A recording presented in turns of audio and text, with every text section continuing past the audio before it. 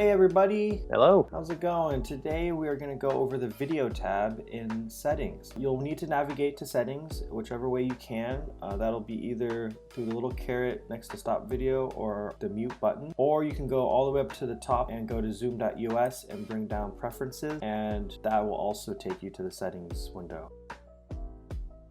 We want to go to the video tab on the left. It'll highlight blue and then it'll show all the video settings in the main window here. The first thing you'll see is a nice little preview of your video. This is a great place to go to before you turn your camera on to make sure that everything is looking good. You know, if you have a background that you need, make sure that the background is up. So it's just a nice little preview window that is great to use even when your video is off. This will show up and it'll kind of give you an idea of what you're going to look like before you turn your video on.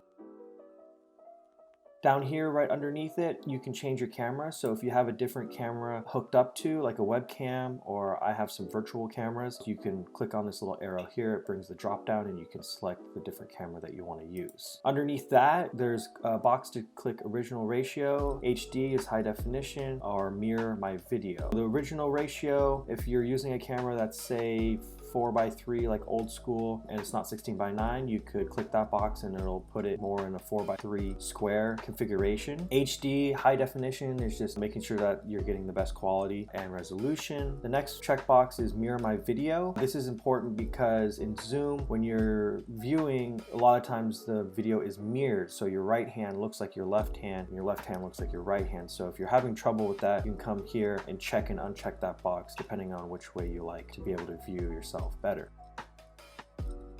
My video, underneath it, there's a checkbox for touch up my appearance. If you have that clicked, you can drag this slider up and down and that will change your appearance. This basically just kind of smooths out all the pixels, and so you don't see all the freckles and pimples and other crazy stuff you might have. And right below that is adjust for low light. Again, if you have that clicked, you can either choose from manual or auto. Auto will kind of adjust automatically to what the camera sees, or you can do it manually and adjust the slider like I'm doing here, and you can adjust it to exactly where you want it. If you want your face to be a little bit brighter or a little bit darker, you can do that with the manual setting.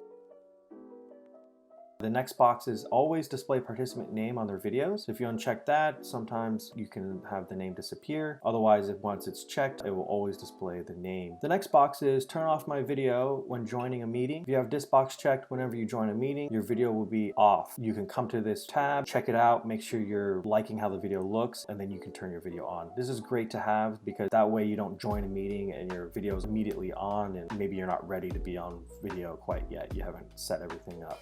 So this is a great setting to have checked. Next is always show video preview dialog when joining a video meeting. When you have this checked, before you join a meeting, it'll pop up a window that'll say, here's a video preview, and it'll give you some choices to add the background and just make sure everything's looking good before you enter the meeting with your video on. After that is hide non-video participants. This is a really crucial setting right here. We use this a lot because in webinar, you want to make sure that this is checked, because what it does is it hides every video that is not on. And in webinar, it's important because this needs to be checked for the host so that the audience sees just the people who have their video on and they don't see all these gray boxes with people's names in it, which are the non-video participants. After that, see myself as the active speaker while speaking. If you check this box, if you're in speaker view, you will see yourself pop up as the big screen when you're actively speaking. After that, maximum participants displayed per screen in gallery view. So if you have a computer that's capable of it, it is possible to be able to actually view 49 participants at once on one screen. Computers that have a little bit better CPU and processing power and everything will be able to give you this option of 49 participants all in one screen, which is great when you have a large cast or a big group of